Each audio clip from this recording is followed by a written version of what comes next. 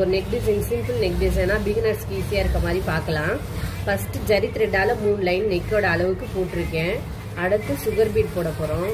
Sugar beat 2 தான் தைக்கணும்.